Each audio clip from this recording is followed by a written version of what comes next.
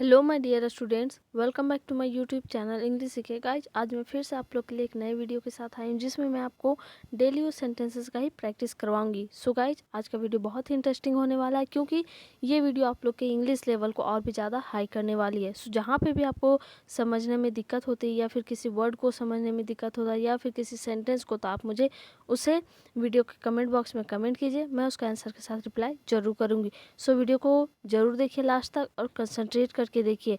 और जहाँ पे भी आपको कोई चीज़ अच्छा लगता है या आप कुछ सजेस्ट करना चाहते हैं तो आप वो भी मुझे कमेंट कर सकते हैं। सो चलिए आज का पहला सेंटेंस स्टार्ट करते हैं। आज का पहला सेंटेंस है, तुम यह सब बहुत गलत कर रही हो। You are doing all this very wrong. You are doing all this very wrong. So guys, जहाँ पे भी जिस सेंटेंस के लास्ट में रहा है, रही है, रहे हैं होता है, तो वहाँ पे हम लोग प्रेजेंट कॉन्टिन्यूअस टेंस का यूज करते हैं, यानी कि is am are verb, helping verb होता है। साथ ही साथ जो वर्ब यूज करते हैं, वर्ब फोर का यूज करते हैं। सो यहाँ पे यूज किया गया है, तुम यह सब बहुत गलत कर रहे हो। You are doing all this very wrong. You are doing all this very wrong. मैं कुछ भी गलत नहीं कर रही हूँ। जो श्रद्धा है सो बोल रही है, मैं कुछ भी गलत नहीं कर रही हूँ। I am not doing anything wrong. मैं कुछ भी गलत नहीं कर रही हूँ। यहाँ पे फिर से प्रेजेंट कॉन्टिन्यूअस टेंस का ही यूज किया गया है। I am not doing anything wrong. I am not doing anything wrong.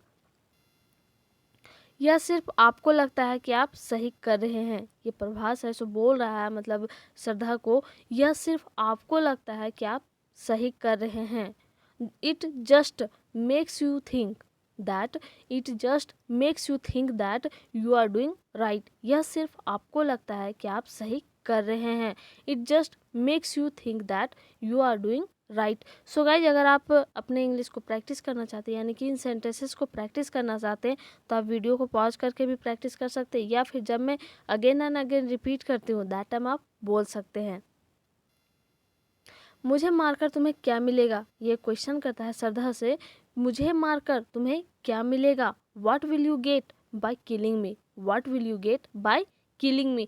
So guys, यहाँ पे जिस सेंटेंस के लास्ट में ग गे गी होता है, वहाँ पे हम लोग फ्यूचर टेंस का यूज करते हैं, यानी कि फ्यूचर इंडेफिनिट टेंस का यूज करते हैं, जहाँ पे हम लोग सैलिएबल हेल्पिंग वर्ब के लगाते हैं और साथ ही साथ वर्ब वन के यूज करते हैं। सो यहाँ पे बोला जा रहा है, what will you get by killing में।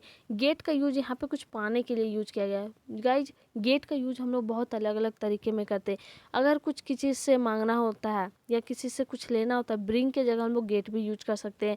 किसी से कुछ देना होता है या किसी से कुछ प्राप्त करना होता है, रिसीव करना होता है, दैट टाइम भी हम गेट का यूज कर सकते हैं।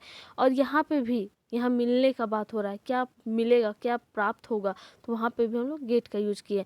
और बाय के बाद वर्ब फोर का यूज किया जाता है। ठीक है, बाय अगर वर्ब का किसी भी वर्ब का यूज करते हैं, ठीक है, तो वहाँ पे वर्ब फोर का यूज करेंगे।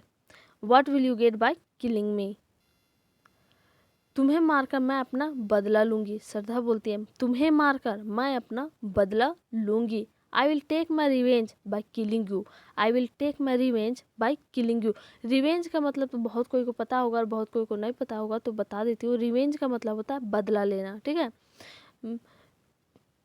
तुम्हें मारकर मैं अपना बदला लूंगी। I will take my revenge by killing you. अगर तुम मेरी जगह होते तो तुम क्या करते?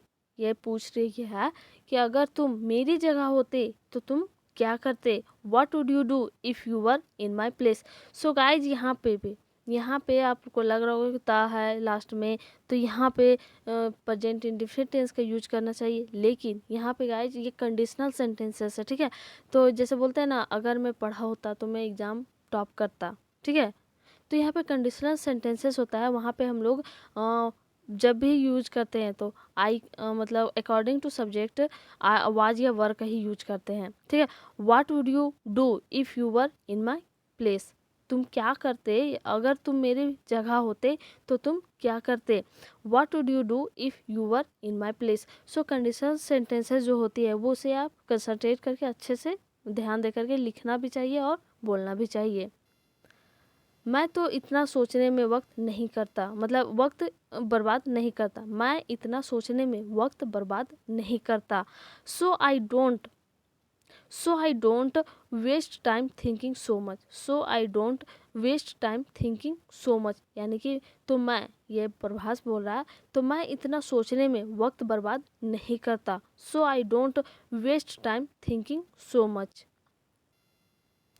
तुम तो सच में मुझे जान से मार दोगे, ये बोल रहा है तुम तो सच में मुझे जान से मार दोगे। You will really kill me, you will really kill me. So guys, जब भी मतलब रियली का यूज बहुत मतलब कुछ सच में के लिए होता है, लेकिन अगर किसी चीज़ को हम लोग बोलते हैं क्या सच में, ऐसा रियली, तो रियली का भी बहुत मतलब यूज किया जाता है। यू विल रियली किल मी, तुम तो मुझे सचमुच, यानी कि सचमुच भी बोलते हैं, या फिर सच में जान से मार दोगे। तुमने बहुत बड़ी गलतफहमी पैदा कर दी है, तुमने बहुत बड़ी गलतफहमी पैदा कर दी है। You have created a huge misunderstanding, you have created a huge misunderstanding.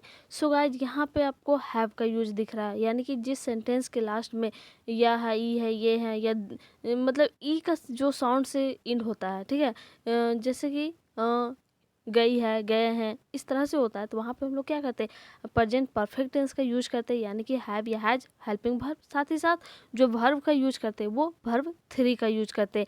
यहाँ पे क्रिएट वर्ब 1 होता है, लेकिन यहाँ पे वर्ब 3 क्रिएटेड यूज किया गया। You have created a huge, huge का मतलब होता है बहुत बड़ा, विशाल, जिसे बोलते हैं बहुत बड़ा। मिसअंडरस्टैंडिंग मतलब गलतफहमी, ठीक है। You have created a huge misunderstanding. पहले मैं इन लोगों को भगाती हूँ, तुमसे बाद में बात करूँगी। श्रद्धा बोल रही है प्रभास को, पहले मैं इन लोगों को भगाती हूँ। First I drive this people away, first I drive this people away, first I drive this people away. Drive this people away का मतलब होता है कि उन लोगों को दूर भगाना, ठीक है, दूर हटाना, दूर भगाना। तुमसे बाद में बात करूँगी। I will talk to you later, I will talk to you later. So guys, comma के लिए आप कॉमा यूज करते हैं, लेकिन अगर तो के लिए भी हम लोग कॉमा का यूज करते हैं, ठीक है। अकॉर्डिंग टू, अगर जैसा भी आप यूज कर सकते हैं, तो अगर रहता है किसी सेंटेंस के बीच में, तो के लिए हम कॉमा भी यूज करते हैं कभी कभी, और या फिर देन भी यूज करते हैं। पहले मैं इन लोगों को भगाती हूँ, पहले मैं इन लोगों को भगाती हूँ, तुमसे बाद में बात करूँगी। First I drive this people away, I will talk to you later, I will talk to you later. मैंने कभी नहीं सोचा था कि ब्लैक बैग चोरी हो जाएगा, ये बोल रही है, किसी ब्लैक बैग के बारे में बात हो रहा है, ठीक है। तो ये बोल रही है मैंने कभी नहीं सोचा था कि ब्लैक बैग चोरी हो जाएगा।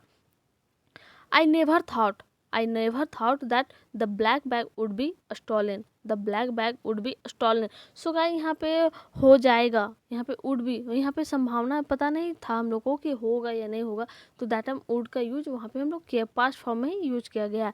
सो यहाँ पे जो पहला क्या है, मैंने कभी नहीं सोचा था, मैंने कभी नहीं सोचा था, जिस सेंटेंस के लास्ट में सोचा था, ती थी, ते थे होता है, तो वहाँ पे हम लोग क्या करते हैं, पर पास्ट इंडिफिनिट टेंस का यूज करते हैं। यहाँ पे भी पास्ट इंडिफिनिट टेंस का यूज किया गया है, यानी कि अफर्मेटिव सेंटेंस है, इसलिए यहाँ पे डिड यानी कि जो हेल्पिंग वर्ब है वो हिडन है, और वर्ब टू का यूज किया गया है। आई हैव नेवर, मतलब I never thought that the black bag would be stolen, ठीक है। तो वुड बी के बाद वर्ब 3 का यूज किया जाता है, यहाँ पे वर्ब 3 का यूज किया गया है। जो हो गया है उसके लिए हम लोग बोलते हैं ना, ऐसा हो जाएगा, मुझे नहीं पता था, तो वुड बी का वहाँ पे यूज करते हैं वर्ब 3 का।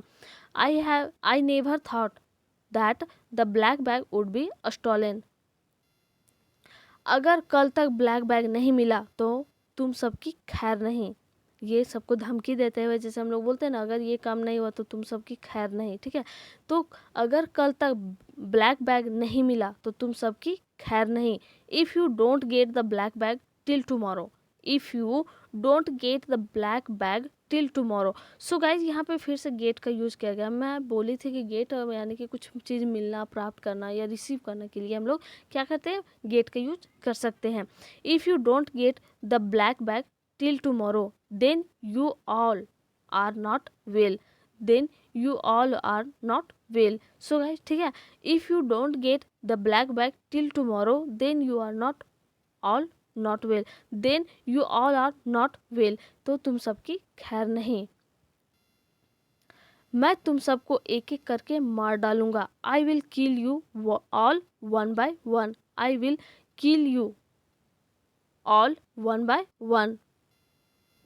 गाइज मैं एक बार और बोलना चाहूँगी कि जब भी आपको मौका मिलता है इंग्लिश का प्रैक्टिस कीजिए, और साथ ही साथ अगर आप कुछ नया टॉपिक्स पे वीडियो चाहते हैं तो आप मुझे सजेस्ट कर सकते हैं, जैसे कि कुछ डिफरेंसेस पे हो या कुछ भी टॉपिक जिस पे आप वीडियो चाहते हैं वो मुझे आप कमेंट कर सकते हैं। और साथ ही साथ आप प्रीवियस वीडियोज़ को भी देखिए, और उससे भी ऐसा नहीं कि कुछ चीज़ आप देख रहे हैं और कंसंट्रेट करके देखते हैं तो कुछ नहीं गेन कीजिएगा, कुछ ना कुछ ज़रूर गेन कीजिएगा।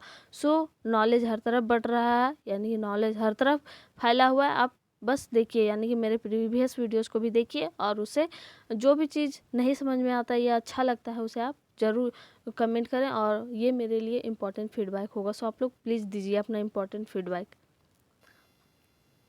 इस दुनिया में हर एक चीज़ की कीमत होती है, everything in this world has a price, everything in this world has a price। So guys बहुत कोई का प्रोनाउंसिएशन जो होता है ना, प्राइज होता है, प्राइस को प्राइज बोलता है, लेकिन प्राइस होता है यहाँ पे, ठीक है, प्राइस नॉट प्राइज। प्राइज का मतलब फिर वो जो हम लोग कुछ चीज़ जीतते हैं उसके बाद जो गिफ्ट मिलता है उसे प्राइज बोलते हैं। यहाँ पे बोला जा रहा है everything in this world has a price, यानी कि किसी चीज़ का उसके पास उसका कीमत है। हैज़ का यूज़ हम लोग एक तरह से करते हैं प्रेजेंट परफेक्ट टेंस के, लेकिन प्रेजेंट परफेक्ट टेंस के रूप में जब हम लोग हैज़ का यूज करते हैं तो उसके बाद हम लोग को वर्ब 3 यूज करना होता है, यानी वर्ब 3 यूज होता है।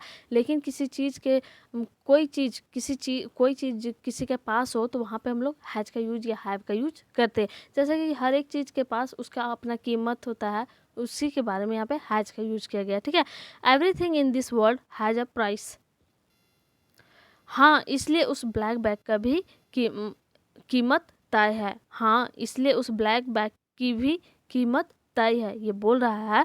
Yes that's why the price of that black bag is also fixed, yes that's why the price of that black bag is also fixed. इसलिए मतलब जो काम हो चुका है वहाँ पे, इसलिए हम लोग क्या करते हैं, पास्ट फॉर्म का यूज करते हैं। यस दैट्स वाई, इसलिए की जगह आप दैट्स वाई या फिर सो भी यूज कर सकते हैं। That's why the price of that black bag is also fixed. So guys मैं आप लोग के लिए फिर से प्रैक्टिस के लिए 3 क्वेश्चंस लाई हूँ। सो आई थिंक आप लोग प्रैक्टिस कीजिएगा, और जब भी प्रॉब्लम हो कुछ बनाने उनाने में या कुछ समझने में तो आप मुझे कमेंट कर सकते हैं। जो पहला क्वेश्चन है जो प्रैक्टिस के लिए, वो पहला क्वेश्चन है, तुम स्कूल रोजाना क्यों नहीं जाते हो, ठीक है, तुम स्कूल रोजाना क्यों नहीं जाते हो। दूसरा है, मेरी तबीयत पिछले 4 दिनों से ख़राब है, ठीक है। तो मैं हिंट कर देना चाहती हूँ कि जो सेकेंड सेंटेंस है ना, मेरी तबीयत पिछले 4 दिनों से ख़राब है, तो यहाँ पे सिंस या फोर का यूज होगा। अब सिंस का यूज होगा या फोर का यूज होगा, ये आपको यूज करना है। और कहाँ पे यूज होता है सिंस और फोर का, वो मैं पहले बहुत बार बता चुकी हूँ। सो आप लोग ये अच्छे से यूज कीजिएगा। तीसरा है, तुम्हें जल्द से जल्द डॉक्टर के पास जाना चाहिए। तीसरा है, तुम्हें जल्द से जल्द डॉक्टर के पास जाना चाहिए। तो ये है तीनों प्रैक्टिस के क्वेश्चंस। और जो कल का मैं वीडियो में दी थी वो प्रैक्टिस के लिए जो प्रैक्टिस किए उन लोग बहुत थैंक यू सो मच, और जो नहीं किए उन लोग प्रैक्टिस कीजिए और मिलाइए कि आपका कितना गलत हुआ और कितना सही हुआ।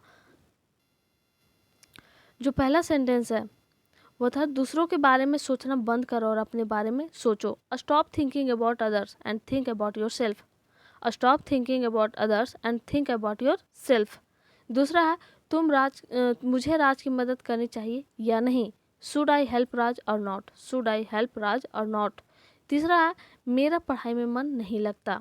I don't feel like studying, I don't feel like studying. So guys ये था प्रैक्टिस के लिए। आप लोग आई थिंक बहुत कोई बनाए, सो सही होगा। और जो नहीं बनाए उन लोग भी बनाइए, जो बनाते हैं सो कीप इट अप, आप लोग लगे रहिए। और वीडियो अगर अच्छा लगा तो लाइक शेयर सब्सक्राइब करना ना भूलें, और साथ ही साथ कमेंट भी कीजिए और अपने फ्रेंड्स के साथ भी ज़रूर शेयर करें। And thank you so much for giving your precious time and watching my video, and thanks again from English सीखे।